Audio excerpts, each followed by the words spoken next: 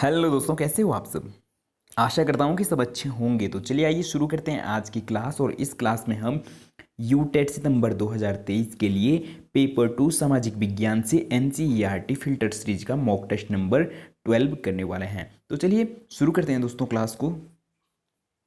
तो दोस्तों अगर हम बात करते हैं कि इस क्लास में हम क्या करने वाले हैं, तो दोस्तों क्लास 7th की एनसीईआरटी से दोस्तों ज्योग्राफी का चैप्टर नंबर 4 और चैप्टर नंबर 5 के क्वेश्चन आंसर करने वाले हैं। तो चलिए शुरू करते हैं दोस्तों क्लास को आज के पहले प्रश्न के साथ। तो दोस्तों आज के लिए जो पहला प्रश्न है प्रश्न नंबर 18। इससे पहले के 17 प्रश्न हम पिछले क्लासों में कर चुके हैं। अगर आपने अभी तक उन क्लासों को नहीं देखा है तो उनको भी जरूर जाकर देख सकते हैं। तो दोस्तों प्रश्न नंबर 1 है आज के लिए, वायुमंडल में कौन सी गैस सर्वाधिक मात्रा में पाई जाती है। तो साथियों हमें ऑप्शन दिए गए हैं हाइड्रोजन, नाइट्रोजन, ऑक्सीजन और कार्बन डाइऑक्साइड। तो साथियों अगर हम बात करते हैं हमारे वायुमंडल में जो सर्वाधिक मात्रा में पाई जाने वाली गैस है, तो दोस्तों नाइट्रोजन कितना 78% पाई जाती है। और वहीं पे दोस्तों अगर हम बात करें किसकी, ऑक्सीजन, तो दोस्तों ऑक्सीजन कितना 21% पाई जाती है। और दोस्तों अगर हम बात करते हैं अन्य सभी गैसें, तो अन्य सभी गैसें दोस्तों 1% पाई जाती है। ठीक है, तो दोस्तों अगर हम बात करते हैं इस प्रश्न के सही जवाब की, कि इस प्रश्न का सही जवाब क्या हो जाएगा कि वायुमंडल में कौन सी गैस सर्वाधिक मात्रा में पाई जाती है, तो दोस्तों नाइट्रोजन पाई जाती है और कितना 78% पाई जाती है। तो चलिए बढ़ते हैं दोस्तों अगले प्रश्न की ओर।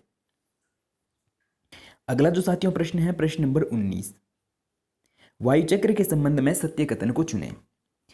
कथन ए है कि जब वायु गर्म होती है तो फैलती है और हल्की होकर ऊपर उठती है। और बी है ठंडी वायु सघन और भारी होती है। सघन का मतलब दोस्तों घनी, ठीक है, और इसीलिए इसमें नीचे रहने की प्रवृत्ति होती है। और सी है कि गर्म वायु के ऊपर उठने पर आसपास के क्षेत्र में ठंडी वायु रिक्त स्थानों को भरने के लिए आ जाती है। और डी है साथियों कि इस प्रकार वायु चक्र चलता रहता है। तो साथियों अगर हम बात करते हैं इस प्रश्न के सही जवाब की, तो दोस्तों ए बी सी और डी चारों के चारों कथन क्या हो जाएंगे दोस्तों, सही उत्तर हो जाएंगे। तो चलिए बढ़ते हैं साथियों अगले प्रश्न की ओर। और ये बहुत ही इंपॉर्टेंट प्रश्न है, ठीक है। तो साथियों अगला प्रश्न है प्रश्न नंबर 20, मौसम संबंधित सभी घटनाएं कौन से परत में पाई जाती है। तो दोस्तों हमें ऑप्शन दिया गया है समताप मंडल और क्षोभ मंडल और बहिर्मंडल और मध्य मंडल। तो दोस्तों अगर हम बात करते हैं कि मौसम संबंधी सभी घटनाएं कौन से मंडल में पाई जाती है, तो दोस्तों इसका सही उत्तर हो जाएगा ऑप्शन नंबर बी, सही उत्तर हो जाएगा क्षोभ मंडल। बढ़ते हैं अगले प्रश्न की ओर। अगला जो दोस्तों प्रश्न है ये भी बहुत बहुत इंपॉर्टेंट प्रश्न है और ये यूटेट और सीटेट दोनों ही एग्जामों में पूछा गया प्रश्न है। ओजोन गैस कौन से मंडल में पाई जाती है। तो साथियों हमें ऑप्शन दिया गया है क्षोभ मंडल, समताप मंडल और मध्य मंडल और बहिर्मंडल। तो दोस्तों अगर हम बात करते हैं इस प्रश्न के सही जवाब की, तो इस प्रश्न का सही जवाब हो जाएगा ऑप्शन नंबर बी, समताप मंडल। बढ़ते हैं अगले प्रश्न की ओर। अगला जो दोस्तों प्रश्न है प्रश्न नंबर 22, वायुमंडल की सबसे महत्वपूर्ण परत कौन सी है। तो दोस्तों यहाँ पे ये क्या हो जाएगा, क्षोभ मंडल हो जाएगा। वायुमंडल की सबसे महत्वपूर्ण परत कौन सी है, ए है क्षोभ मंडल, समताप मंडल, मध्य मंडल और ब्राह्मंडल। तो दोस्तों इस प्रश्न का सही उत्तर हो जाएगा कि वायुमंडल की सबसे महत्वपूर्ण परत कौन सी है, क्षोभ मंडल है। और क्यों क्षोभ मंडल वायुमंडल की सबसे महत्वपूर्ण परत है, तो दोस्तों इसलिए है क्योंकि जितनी भी मौसम संबंधित घटनाएं होती है तो वो सारी के सारी किस में होती है दोस्तों, क्षोभ मंडल में होती है। ठीक है, इसलिए ये वायुमंडल की सबसे महत्वपूर्ण परत है। ठीक है, तो चलिए बढ़ते हैं साथियों अगले प्रश्न की ओर। और अगला जो दोस्तों प्रश्न है प्रश्न नंबर 23, वायुमंडल की कौन से परत में अंतरिक्ष से प्रवेश करने वाले उल्कापिंड जलकर राख हो जाते हैं। तो दोस्तों जब कभी उल्कापिंड क्या हो जाते हैं अंतरिक्ष में, इनकी गति क्या हो जाती है, अनियंत्रित हो जाती है, तो ये हमारे पृथ्वी की ओर आ गिरते हैं। ठीक है, और जब हमारे पृथ्वी की ओर आ गिरते हैं तो हमारा पृथ्वी का जो वायुमंडल है, वायुमंडल से ये क्या करता है, घर्षण करता है। ठीक है, और घर्षण करने के कारण इनमें आग लगती है। ठीक है, तो कौन से मंडल में उल्का पिंड जलकर राख हो जाते हैं। दोस्तों अगर हमें बात करते हैं, हम ऑप्शन हमें दिए गए हैं मध्यमंडल, समतापमंडल, क्षोभमंडल और बहिर्मंडल। तो दोस्तों इस प्रश्न का सही उत्तर हो जाएगा ऑप्शन नंबर ए, मध्यमंडल इस प्रश्न का सही जवाब हो जाएगा। तो चलिए बढ़ते हैं साथियों अगले प्रश्न की ओर। अगला जो दोस्तों प्रश्न है प्रश्न नंबर 24। तो साथियों प्रश्न है, रेडियो संचार के लिए किस परत का उपयोग होता है और पृथ्वी से प्रसारित रेडियो तरंगे इस परत द्वारा पुनः परावर्तित कर दी जाती है और परत का नाम बताइए। तो हमें दोस्तों ऐसे परत का नाम बताना है जिस पर क्या है, रेडियो संचार के लिए जिस परत का उपयोग किया जाता है। ठीक है, तो दोस्तों हमें ऑप्शन दिए गए हैं क्षोभमंडल, समतापमंडल, मध्यमंडल और ब्राह्यमंडल। तो दोस्तों अगर हम बात करते हैं इस प्रश्न के सही जवाब की, तो ये कौन सा हो जाएगा दोस्तों, ये हो जाएगा ऑप्शन नंबर डी। ठीक है, और इस प्रश्न का सही उत्तर हो जाएगा दोस्तों ऑप्शन नंबर डी। और आपको ब्राह्यमंडल की जगह कभी कभी आयन मंडल भी दिया जा सकता है। आयन मंडल भी दोस्तों इस प्रश्न का क्या हो जाता, सही उत्तर हो जाता, इस प्रश्न का सही उत्तर हो जाता आयन मंडल या ब्राह्यमंडल। क्योंकि दोस्तों आयन मंडल जो परत है ये किस में पाई जाती है, ब्राह्यमंडल में ही पाई जाती है। ठीक है, तो कभी कभी आपको प्रश्न में ऑप्शन के रूप में आयन मंडल दिया जा सकता है और कभी कभी दोस्तों ब्राह्यमंडल दिया जा सकता है। तो ये दोनों ही क्या हो जाते, सही उत्तर हो जाते। तो चलिए बढ़ते हैं साथियों अगले प्रश्न की ओर। अगला जो दोस्तों प्रश्न है प्रश्न नंबर 25, वायुमंडल की कौन सी परत सबसे पतली होती है। तो दोस्तों वायुमंडल की कौन सी परत सबसे पतली होती है, जिसमें हल्की गैसें पाई जाती है। अगर आपको ये नहीं पता था कि वायुमंडल की कौन सी परत सबसे पतली होती है, लेकिन ये तो पता होना चाहिए था कि वायुमंडल जिसमें क्या है, हल्की गैसें पाई जाती है। तो दोस्तों हल्की गैसें कौन से मंडल में पाई जाती है, हमें ऑप्शन दिया गया है क्षोभमंडल, समतापमंडल, मध्यमंडल और बहिर्मंडल। तो दोस्तों इस प्रश्न का सही उत्तर हो जाएगा कि हल्की गैसें या वायुमंडल की सबसे पतली परत कौन सी है दोस्तों, बहिर्मंडल है। तो चलिए बढ़ते हैं दोस्तों अगले प्रश्न की ओर। अगला जो दोस्तों प्रश्न है प्रश्न नंबर 26 और इंपॉर्टेंट प्रश्न है, वायुमंडल के संबंध में सत्य कथन को चुनें। तो दोस्तों हमें वायुमंडल के संबंध में क्या करना है, सत्य कथन को चुनना है। तो कथन ए है, वायुमंडल में ऊपर की ओर जाने पर वायुदाब तेजी से गिरता है। और बी है, समुद्र स्तर पर वायुदाब सर्वाधिक होता है। और सी है साथियों, वायुदाब सदैव उच्च दाब से निम्न दाब क्षेत्र की ओर गमन करता है। तो दोस्तों अगर हम बात करते हैं इस प्रश्न के सत्य उत्तर की, सही जवाब की, तो ऑप्शन नंबर 4 इस प्रश्न का सही जवाब हो जाएगा कि ए बी सी तीनों के तीनों कथन क्या हो जाएंगे, सही उत्तर हो जाएंगे। तो चलिए बढ़ते हैं साथियों अगले प्रश्न की ओर। अगला जो दोस्तों प्रश्न है प्रश्न नंबर 27, पवन के संबंध में सत्य कथन को चुनना है। तो दोस्तों पवन के संबंध में हमें क्या है, सत्य कथन चुनना है कि भैया पवन किसे कहते हैं। ठीक है, तो दोस्तों यहाँ पे कथन ए दिया गया है कि उच्च दाब क्षेत्र से निम्न दाब क्षेत्र की ओर वायु की गति को क्या कहते हैं दोस्तों, पवन कहते हैं। कि जहाँ पे क्या होता है दोस्तों, उच्च दाब क्षेत्र होता है और उच्च दाब क्षेत्र से निम्न दाब क्षेत्र की ओर वायु की गति को ही क्या कहा जाता है, पवन कहा जाता है। और बी है कि पवनों को मुख्यतः 3 प्रकारों में विभाजित किया गया है। ठीक है, तो दोस्तों अगर हम बात करते हैं इस प्रश्न के सही जवाब की, तो इस प्रश्न का सही जवाब हो जाएगा ए और बी दोनों के दोनों कथन सत्य है। तो दोस्तों अगर हम बात करते हैं कि पवन के 3 प्रकार कौन कौन से हैं, तो हम इस वाले प्रश्न में जानने वाले हैं प्रश्न नंबर 28 में। ठीक है, तो चलिए बढ़ते हैं दोस्तों अगले प्रश्न की ओर। और इस प्रश्न का सही जवाब हो जाएगा ऑप्शन नंबर 3, ए और बी दोनों सत्य। अगला जो दोस्तों प्रश्न है प्रश्न नंबर 28। तो साथियों है कि निम्नलिखित कथनों में से सत्य कथन की पहचान करनी है। तो दोस्तों जो पवनों के 3 प्रकार बताए थे ऊपर वाले प्रश्न में, तो एक होती है स्थानीय पवन, दूसरी होती है मौसमी पवन और तीसरी होती है दोस्तों स्थानीय पवन। पहली हो जाएगी दोस्तों स्थायी और तीसरी हो जाएगी स्थानीय। ठीक है, तो दोस्तों हमें कथन ए दिया गया है कि व्यापारिक पश्चिमी एवं पूर्वी पवने स्थायी पवने हैं। कि जो व्यापारिक क्या है, पश्चिमी और पूर्वी पवने हैं, वही पवने क्या है, स्थायी पवने हैं। और ये वर्ष भर लगातार एक निश्चित दिशा में चलती है। ठीक है, या चलती रहती है। और बी है दोस्तों मौसमी पवनें। ये पवनें विभिन्न ऋतुओं में अपनी दिशा बदलती रहती है। और उदाहरण के लिए अगर हम बात करते हैं भारत में जो मानसूनी पवनें हैं ना, जो आजकल मानसून है, ठीक है, तो ये भी कैसी पवनें हैं दोस्तों, मौसमी पवनें, एक मौसम पर ही तो आती है।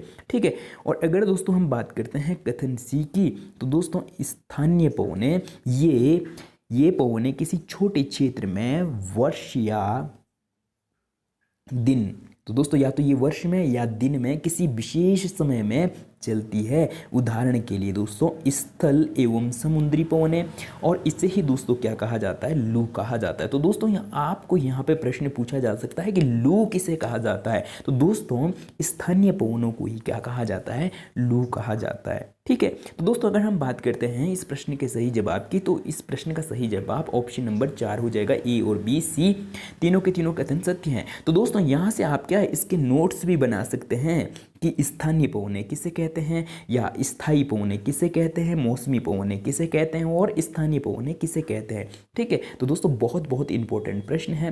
ठीक है, आपको परीक्षा में पूछा जा सकता है इन तीनों के तीनों पवनों के बारे में। ठीक है, तो चलिए बढ़ते हैं साथियों अगले प्रश्न की ओर। अगला जो दोस्तों प्रश्न है, प्रश्न नंबर 29, वायुमंडल की निम्न परतों में कौन सी बादल विहीन है। दोस्तों हमें ऑप्शन दिया गया है क्षोभ मंडल, समताप मंडल और मध्य मंडल और बाह्य मंडल। ठीक है, बहिर्मंडल। तो दोस्तों इस प्रश्न का जो सही उत्तर हो जाएगा वो हो जाएगा ऑप्शन नंबर बी, सही उत्तर हो जाएगा कि वायुमंडल में बादल विहीन परत कौन सी है दोस्तों, समताप मंडल है। तो चलिए बढ़ते हैं दोस्तों अगले प्रश्न की ओर। अगला जो दोस्तों प्रश्न है, प्रश्न नंबर 30, हवाई जहाज उड़ाने के लिए वायुमंडल की कौन सी परत आदर्श होती है। बहुत इंपॉर्टेंट प्रश्न है साथियों, ये लगभग 2 से 3 बार सीटेट में और यूटेट में भी पूछा गया प्रश्न है। तो ऑप्शन दिए गए हमें समताप मंडल, क्षोभ मंडल, मध्य मंडल और बहिर्मंडल।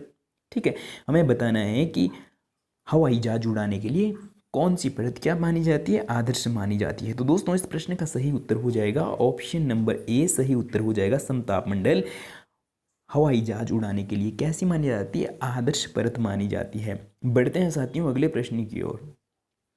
अगला जो दोस्तों प्रश्न है 31, पृथ्वी की सतह का 3/4 भाग जल से ढका हुआ है।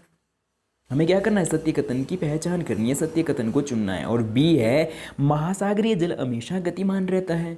तो दोस्तों अगर हम बात करते हैं ऑप्शन ए की या कथन ए की, तो जो हमारी पृथ्वी है, पृथ्वी पर कितना 3/4 भाग किससे, जल से ढका है। ठीक है, और महासागरीय जल हमेशा कैसे रहता है दोस्तों, गतिमान रहता है। तो ए और बी दोनों के दोनों कथन क्या है, सत्य है। इसलिए इस प्रश्न का सही जवाब ऑप्शन नंबर 4 हो जाएगा। बढ़ते हैं साथियों अगले प्रश्न की ओर। अगला जो दोस्तों प्रश्न है, प्रश्न नंबर 32, और बहुत बहुत इंपॉर्टेंट प्रश्न है दोस्तों। हमें पूछा गया है कि विश्व जल दिवस कब मनाया जाता है। तो साथियों अगर हम बात करते हैं 8 मार्च की, तो 8 मार्च को दोस्तों महिला दिवस मनाया जाता है। ठीक है, 8 मार्च को महिला दिवस मनाया जाता है। और वहीं पे दोस्तों अगर हम बात करते हैं किसकी, 22 अप्रैल, तो दोस्तों पृथ्वी दिवस मनाया जाता है। ठीक है, और वहीं पे दोस्तों अगर हम बात करते हैं 11 अक्टूबर, तो दोस्तों 11 अक्टूबर को अंतर्राष्ट्रीय बालिका दिवस मनाया जाता है। और अगर हम बात करते हैं इस प्रश्न के सही जवाब की, तो दोस्तों वो हो जाएगा ऑप्शन नंबर ए, 22 मार्च को जल दिवस मनाया जाता है। ठीक है, तो दोस्तों ये चारों के चारों डेटें बहुत महत्वपूर्ण है और इनसे हर बार, लगभग हर बार प्रश्न पूछा गया है। ठीक है, तो आप इन चारों डेटों को क्या कर लेंगे, नोट कर लेंगे। 22 मार्च पृथ्वी दिवस, और 11 अक्टूबर अंतर्राष्ट्रीय बालिका दिवस, और 8 मार्च महिला दिवस, और 22 मार्च को दोस्तों क्या है, विश्व जल दिवस। तो चलिए बढ़ते हैं दोस्तों अगले प्रश्न की ओर। अगला जो दोस्तों प्रश्न है, प्रश्न नंबर 33। तो दोस्तों प्रश्न है कि 26 दिसंबर 2004 को हिंद महासागर में सुनामी तरंगों के संबंध में असत्य कथन, तो दोस्तों हमें क्या करना है, असत्य कथन की पहचान करनी है। ठीक है, तो कथन ए है कि सुनामी तरंगों अथवा पोताश्रय तरंगों के कारण अत्यधिक विनाश हुआ। कि जो दोस्तों 2004 में ये क्या है, सुनामी आई, इससे क्या है, बहुत अधिक नुकसान हुआ। ठीक है, और अगर हम बात करते हैं कथन बी की तो जिसका अधिकेंद्र सुमात्रा के पश्चिम सीमा पर था, बिल्कुल सही बात है। और अगला है साथियों कि रिएक्टर पैमाने पर इसकी तीव्रता 10 मापी गई थी। और डी है साथियों भारतीय सीमा के का दूर दक्षिण बिंदु इंदिरा पॉइंट जो अंडमान निकोबार द्वीप समूह में स्थित है पूरी तरह से डूब गया था। तो साथियों हमें क्या करना है, इस कथन के बारे में असत्य कथन की पहचान करनी है। तो दोस्तों अगर हम बात करते हैं इस प्रश्न की सही जवाब की, तो दोस्तों ऑप्शन नंबर सी क्या हो जाएगा, गलत हो जाएगा। क्यों गलत हो जाएगा, क्योंकि दोस्तों रिएक्टर पैमाने पर जो ये 26 दिसंबर 2004 को सुनामी आई थी, तो रिएक्टर पैमाने पर दोस्तों इसकी तीव्रता कितनी मापी गई थी, 9 मापी गई थी। ठीक है, इसलिए दोस्तों ये असत्य हो जाएगा। और जब असत्य है, हमें प्रश्न में असत्य ही पूछा गया था, तो असत्य ही सत्य हो जाएगा। ऑप्शन नंबर सी सही उत्तर हो जाएगा। तो चलिए दोस्तों बढ़ते हैं अगले प्रश्न की ओर। और अगला जो साथियों प्रश्न हो जाएगा प्रश्न नंबर 34। और ये भी साथियों बहुत बहुत महत्वपूर्ण प्रश्न है। ज्वार भाटा के संबंध में सत्य कथन की पहचान करें। कथन ए है साथियों सूर्य एवं चंद्रमा की शक्तिशाली गुरुत्वाकर्षण बल के कारण पृथ्वी की सतह पर ज्वार भाटा आते हैं, बिल्कुल सही बात है। और अगला बताया जा रहा है साथियों कि जब पृथ्वी का जल चंद्रमा के निकट होता है उस समय चंद्रमा के गुरुत्वाकर्षण बल से जल विकसित होता है जिस कारण ज्वार आते हैं। और सी है साथियों सूर्य चंद्रमा एवं पृथ्वी तीनों एक ही सीध में होते हैं, इस समय उच्च ज्वार आते हैं। जब दोस्तों सूर्य चंद्रमा और पृथ्वी ये तीनों क्या है, वो एक सीध हो तो उच्च ज्वार आते हैं। क्यों उच्च ज्वार आते हैं साथियों, उस समय जो सूर्य का गुरुत्वाकर्षण बल है वो भी जल को अपने ओर खींच रहा है, और जो चंद्रमा का गुरुत्वाकर्षण बल है वो भी दोस्तों जल को अपने ओर खींच रहा है। तो दोस्तों उस समय क्या आते हैं, उच्च ज्वार आते हैं।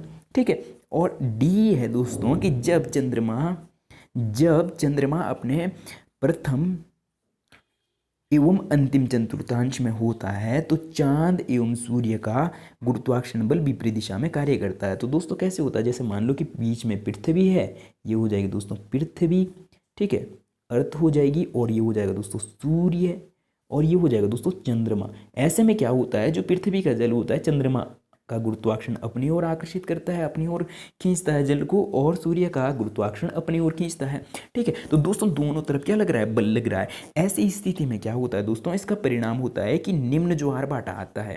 क्यों निम्न आता है, क्योंकि दोनों तरफ को जल खींचा जा रहा है ना, तो ऐसे में दोस्तों क्या होता है, और इसी को क्या कहा जाता है, लघु ज्वार कहा जाता है। ठीक है, तो दोस्तों जब इस प्रकार की स्थिति होती है तो कैसे निम्न ज्वार आते हैं और उसे लघु ज्वार भाटा कहते हैं। और जब दोस्तों ये तीनों एक ही तरफ हो, पृथ्वी सूर्य और चंद्रमा, और ये पृथ्वी हो जाएगी, तो उस समय दोस्तों ये दोनों ही क्या एक ही ओर को खींच रहे हैं, तो ऐसी स्थिति में उच्च ज्वार आते हैं। तो दोस्तों मैं आशा ही नहीं उम्मीद भी करता हूँ कि ये प्रश्न आपको अच्छे से समझ में आ गया होगा। और अगर हम बात करते हैं कि इसके बारे में हमें क्या करना था, सत्य कथन की पहचान करनी थी, तो दोस्तों हम ई लिख सकते हैं, अगला कथन एक ई बना सकते हैं कि उपयुक्त सभी कथन सत्य है। तो दोस्तों इसलिए इस प्रश्न का सही जवाब क्या हो जाएगा, ऑप्शन नंबर ई हो जाएगा। तो दोस्तों अगर आपको वीडियो अच्छी लगी हो तो वीडियो को लाइक, चैनल को सब्सक्राइब और साथ में कॉमेंट करके जरूर बताएं कि आपको हमारी वीडियो कैसी लगती है और आप हमारी वीडियो कहाँ किस जिले से देखते हैं। ठीक है, कमेंट करके जरूर बताएं। तो चलिए दोस्तों आज के लिए इतना ही। वीडियो में पूरा बने रहने के बहुत बहुत धन्यवाद, और मिलते हैं जल्दी ही इस प्रकार की नेक्स्ट वीडियो में।